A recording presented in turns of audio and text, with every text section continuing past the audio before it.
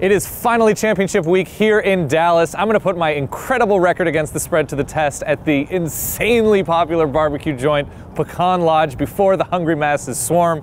It's time for beef. It's simple. We love college football, we love ridiculous food, so let's pick some huge games against the spread every week and eat until it hurts. It's easy call. All right, here we are. End of the season, the very first college football playoff national championship. Oregon, Ohio State, two teams that survived a ton of crucial injuries to get here, perhaps unexpected wins in the semis, and we are at the best barbecue place in the best barbecue state. That's a pretty good thing to be. I'm intimidated by what I'm about to do to my body, and we're gonna start off before going through the keys of the game. This is the trough. This is meant for a family, and it is gonna be put in front of me. This is multiple pounds of meat. This is fried chicken, sausage, pulled pork, beef, short rib. I'm gonna be doing so much beautiful damage to myself. We've got spare ribs, lean brisket, moist brisket, and of course the vegetables to cleanse, people, to cleanse, to taste that meat. All right, the Oregon Ducks, 7-point favorites, keys for Oregon, the fighting Mark Helfrich's. First off, quarterback, Marcus Mariota started the semifinal game against Florida State.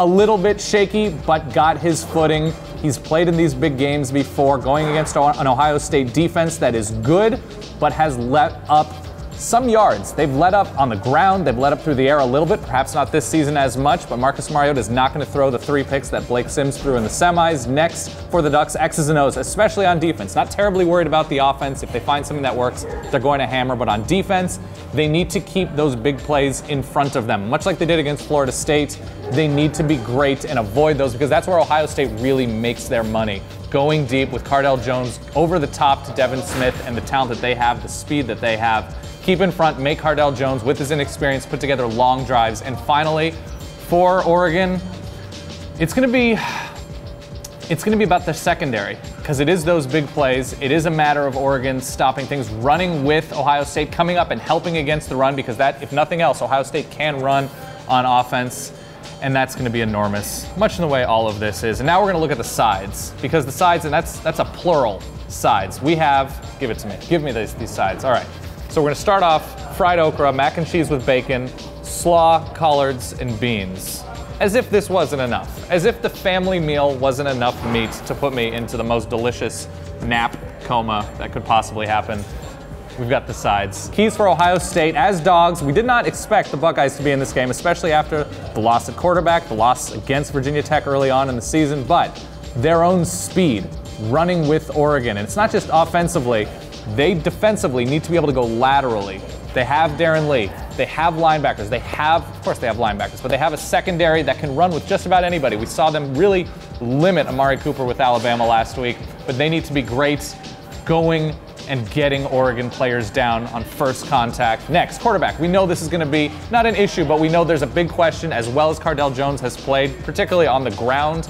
He needs to be able to be confident enough to put together long drives, because Oregon's going to keep those plays in front of them. Cardale Jones did not complete a pass in the fourth quarter outside of the 2-point conversion against Alabama. He looked great against Wisconsin, possibly the best arm in the country, but it's still, you do not know exactly where it's going to end up. And finally, for Ohio State, their defensive line. They need to be able to get into the backfield with 4. Can they? Absolutely. But probably better than anybody in the country, with Michael Bennett and Joey Bosa, especially if they can collapse the interior of the Oregon offensive line.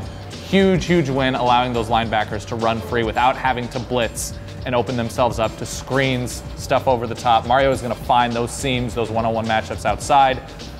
I'm going to take the points in this game. I think there's a distinct possibility that Oregon could blow out Ohio State. We could see Cardale Jones melt down on this stage. He hasn't yet, so there's not a big reason to believe so, but I'm going to say Oregon 38-33, maybe more points. We'll call it 42-36. Oregon takes this. I think they win by 6, are your new national champion, but it's going to be fun as hell. This game has every making of a great, great, fast, exciting, schematically fun game.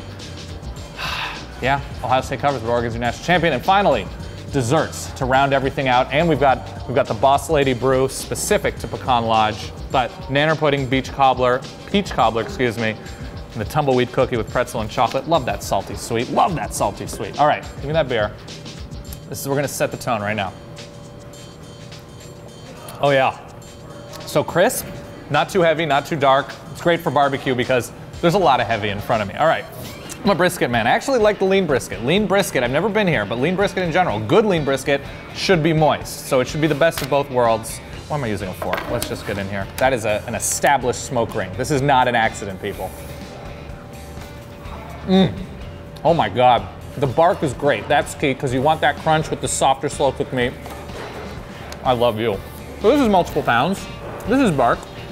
This is the short rib on the bone, the beef rib. Look at this. Watch as are we seeing this? Are we seeing what's happening? Are you kidding me? Okay.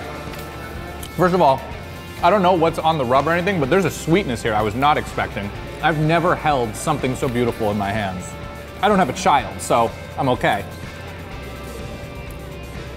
I'm gonna do the pork with the vinegar-based sauce. Really cuts through that fat. So many meats, so little time.